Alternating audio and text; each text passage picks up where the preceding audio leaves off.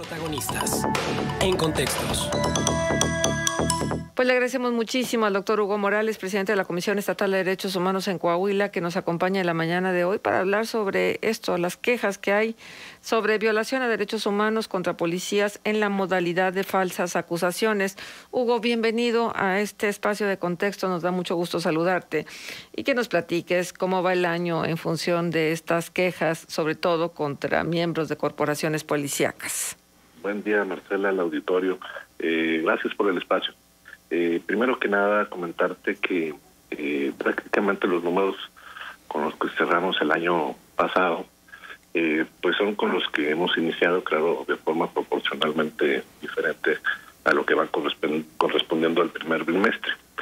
Estamos recibiendo alrededor de 230 quejas en todo el estado por mes, pensando que podemos llegar a final de año a cerca de 2.500. Significan un incremento en relación al año pasado, ciertamente, si lo viéramos de forma anualizada. Sin embargo, viendo que el primer trimestre del año pasado pues no contábamos con las condiciones de aislamiento y que ya son de todos conocidos, pues bueno, es una misma proporción de crecimiento la que estamos llevando, y esa misma proporción de disminución que se vio en el segundo trimestre y empezando el tercer trimestre, pues dio lugar a que prácticamente tuviéramos el mismo número de quejas respecto del 2019. Vamos a llamar que el primer grupo de voces de violación, que son las más recurrentes, son aquellas relacionadas con cuerpos de seguridad. Particularmente las tres corporaciones que son más señaladas son la Fiscalía General del Estado, las policías municipales y Seguridad Pública del Estado. Y por otro lado, tenemos que las voces de violación son cateos ilegales, detenciones ilegales, lesiones y en algunos casos, en un cuarto lugar, pero no muy lejano del tercero, dilaciones en el momento de llevar los procedimientos de investigación. Uh-huh. Esto que ahora se menciona, esta violación a los derechos humanos contra policías en la modalidad de falsas acusaciones, pues son historias que se cuentan desde hace mucho tiempo, ¿no? Donde se les siembra pues pruebas que luego hacen que los procesos se compliquen muchísimo y que entonces realmente se les acuse por algo que no cometió el ciudadano. ¿Qué tan frecuente es esto, Hugo?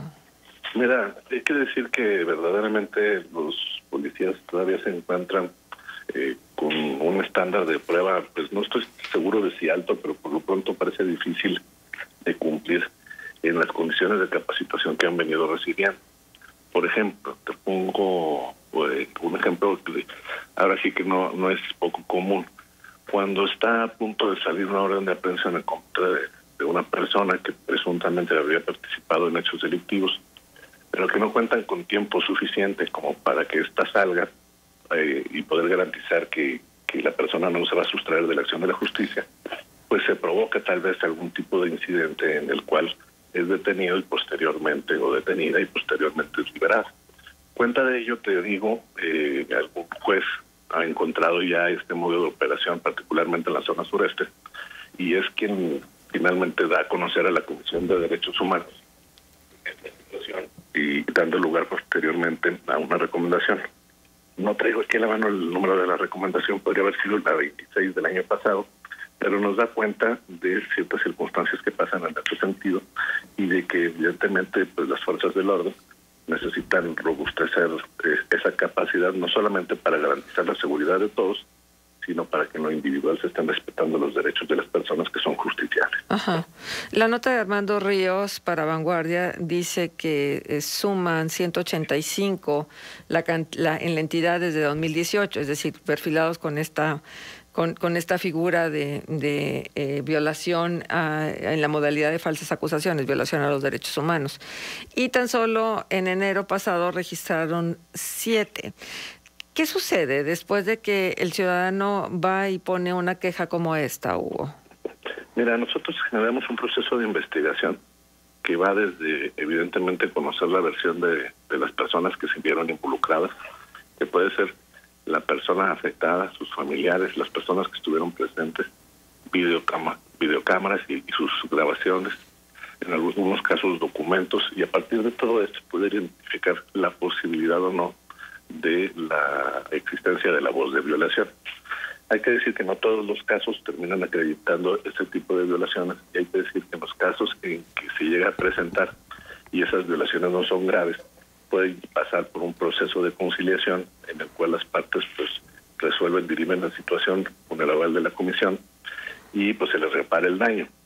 Sin embargo, hay otros casos que son un poquito más graves y son los que dan lugar a una recomendación independientemente de que tenga que haber una reparación. Y básicamente podríamos decir que esos son los tres procedimientos en lo general. Sin embargo, hay un vacío, efectivamente, porque me parece ahí todavía una capacidad de que pueda incidir en las políticas públicas la propia comisión. Y bueno, pues esa llave nos la dio el Ejecutivo del Estado el año pasado al promover una iniciativa de reforma constitucional que actualmente se está discutiendo en el Congreso del Estado y que precisamente genera un esquema de relatorías. Estas relatorías básicamente estarán compuestas por personas que tengan pues, alto conocimiento en diferentes ramas de los derechos humanos y en cuanto a su protección, de tal manera que identifiquemos grupos de voces de violación y no solamente expedientes aislados. Este ejercicio ya lo hicimos el año pasado para poner en contexto un informe sobre la situación que versaba entre los ciudadanos del tránsito municipal en el municipio de Torreón. ¿Por qué se hizo eso? Bueno, pues porque nos dimos cuenta que la manera de incidir y de abatir ese tipo de problemas, de este tipo de violaciones, pues únicamente se podrían resolver cuando se pudiera abordar el tema desde el punto de vista estructural. Y en este sentido estamos generando grupos de trabajo que esperemos puedan ser coincidentes con la aprobación por parte del Congreso del Estado para que conjuntamente pudiéramos ya empezar a trabajar en esas incidencias que son de volumen y que probablemente nos permitirían tener un acompañamiento institucional más grande con las corporaciones, evidentemente, y que diera lugar pues no solamente a esquemas de capacitación que cuentan con ellos, sino también a poder examinar periódicamente la aplicación de los conocimientos que tengan. ¿Qué tal, Hugo? Buenos días, te saluda Manuel Cerrato. En la misma nota se hace un recuento de quejas por corporación desde el año 2015. La Policía Estatal tiene 105 acusaciones, la Policía de Investigación 91, las policías municipales 62. En ese sentido, ¿cuál es el tipo de capacitación que reciben las corporaciones? Que me imagino que no es el mismo para todas. Las policías estatales o las de investigación tendrán a lo mejor un enfoque en otro tipo de acciones por la naturaleza justamente de lo que hacen, y las policías municipales seguramente tendrán otro protocolo. ¿Cómo varía la capacitación que se les da? Bueno, mira, sí, efectivamente. Te puedo decir que existen diversos tipos de capacitaciones de acuerdo también a los fondos que van recibiendo tanto los municipios como también las diferentes corporaciones. Y en ese sentido, pues tienen un cierto rango de capacidad para poder determinar si toman algunos cursos, en algunos casos o en algunos otros se tiene que distribuir entre otras necesidades que puedan tener, como por ejemplo armamento, ¿no? Sin embargo, sí tienen una obligación anualizada de dar cumplimiento a estos procesos de capacitación. La propia comisión ya empezó desde hace más de 12 meses un esquema de capacitación con las policías municipales, que son tal vez las que tienen menos posibilidad de tener acceso a estos cursos en lo local, y con quien hemos desarrollado pues ya convenios de capacitación e incluso se han ejecutado. Y te podría decir que los que tengo más presentes pues son Saltillo, Torreón, Monclova, Frontera, Piedras Negras, Seguros y Barras también, por poner algunos ejemplos, ¿no? Con ellos, ¿qué hicimos? Bueno, generamos estos procesos de capacitación para poder entablar un proceso de acompañamiento permanente. Iniciamos con dos cursos. Primero, derechos humanos y perspectiva de género. Es importante que los elementos pues tengan bien clara la necesidad del trato diferenciado, y en este caso pues que tengan la capacidad para poder encontrar algún problema eventualmente y abordarlo de la manera correcta. Y por otro lado también estamos trabajando con un curso sobre el uso de la fuerza. Lo que se pretende es que los elementos alcancen a comprender cómo es que se va estableciendo el incremento gradual del uso de la fuerza a partir de las circunstancias propias, y que sea exclusivamente la fuerza necesaria la que se necesite al momento de que una persona, por ejemplo, sea detenida, y de esta manera pues sea lo menos difícil o dañoso en la persona. Arturo. Hugo Morales, te saludo con mucho gusto. Buenos días. Arturo, gusto en saludarte. Te planteo dos preguntas. Uno, ¿cómo están llegando los profesionales de la seguridad a las corporaciones en cuanto a capacitación desde la formación? Porque esta capacitación, entiendo, se da ya cuando el agente está en funciones. Pero ¿cómo están llegando? ¿Cómo están saliendo de las academias y se están incorporando a las corporaciones? ¿Traen los elementos, traen el bagaje? ¿Y qué incentivos dentro de las corporaciones existen, más allá de los económicos, o no necesariamente económicos, para el respeto a los derechos humanos? ¿Cómo ves este punto en cuanto a la formación y los incentivos, Hugo? Mira, me parece que estás dando en el clavo en el sentido de que así como los ciudadanos ven en los derechos humanos un sesgo, en el sentido de que pareciera que en lugar de proteger a la víctima protege al justiciable, que no estoy de acuerdo, me parece también que esa misma idea ha permeado en los cuerpos de policía. No han encontrado en los derechos humanos un aliado. Y te digo que no lo han encontrado porque precisamente la capacitación, el conocimiento, el poder, vamos a decir, periódicamente examinarse y ser señalado permite pues precisamente una mejora en sus propios procesos. Me parece que no a toda la gente le parece sencillo poder ser corregido en ese sentido, y tal vez esa pequeña resistencia se deba a ello. Pero también te debo decir que cada día hemos visto, por lo pronto, por los bandos medios y altos, el mayor interés en participar en estos procesos y sobre todo en las certificaciones que hemos llegado a dar. ¿Por qué? Pues porque ellos de esta manera también están demostrando que no solamente están recibiendo capacitación institucional que pudieran ellos mismos generar, sino que también la capacitación que otorga la Comisión de Derechos Humanos, pues de alguna suerte es bienvenida por ellos.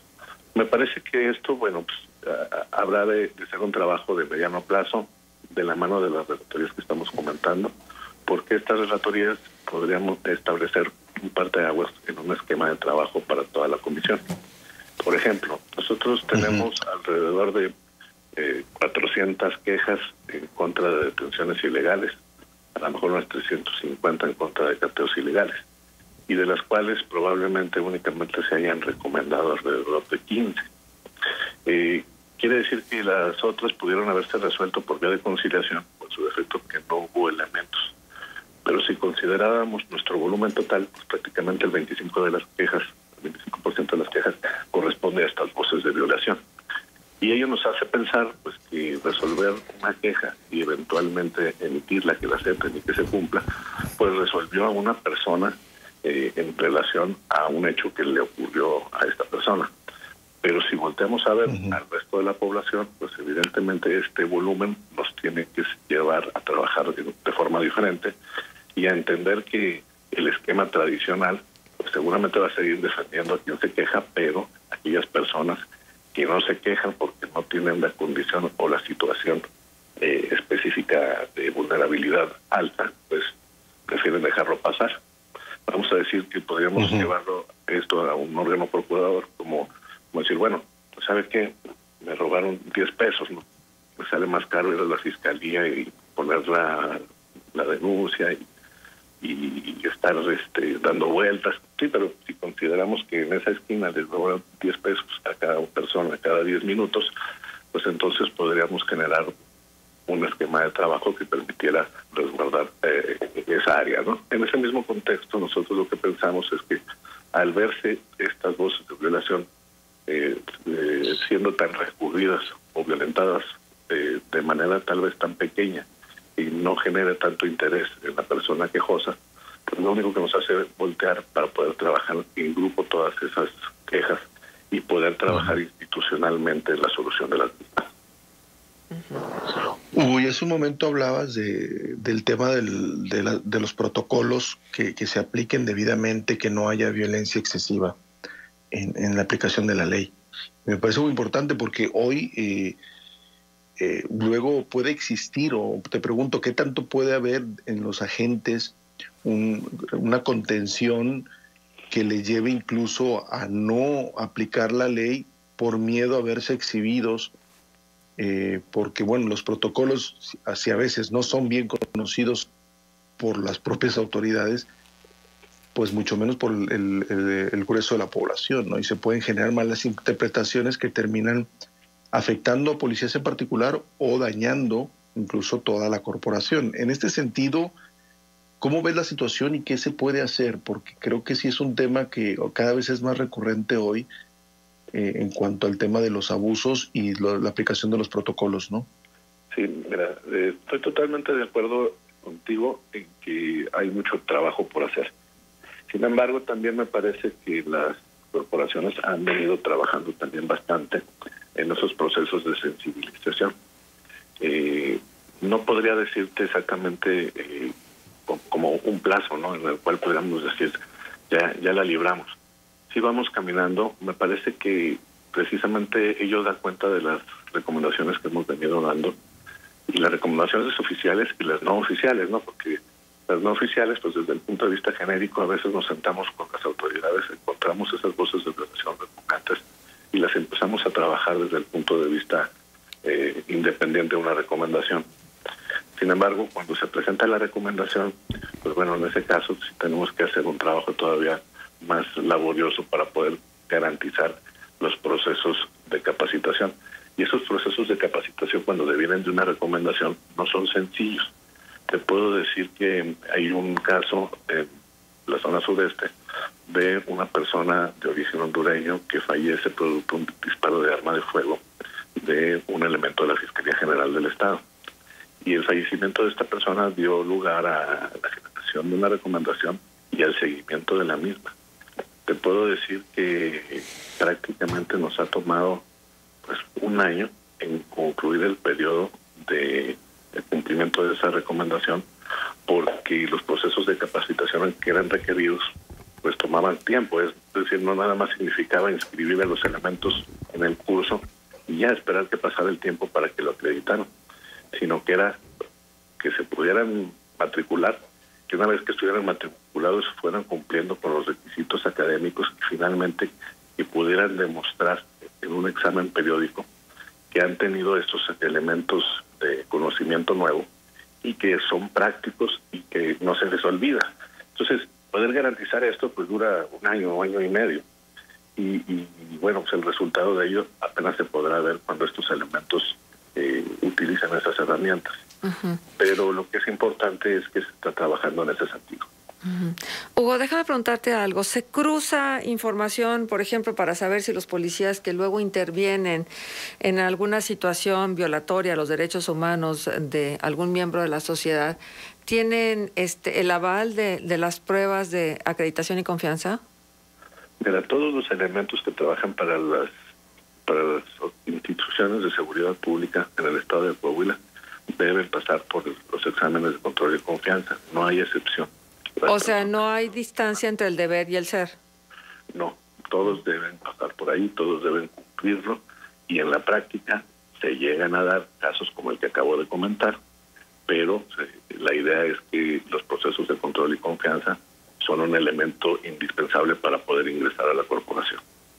Pero luego la recertificación, porque esto no es una cosa de que, bueno, ya cumplí en el ingreso y entonces ya estoy listo, sino es estar renovando esa certificación, ¿no? Sí, efectivamente.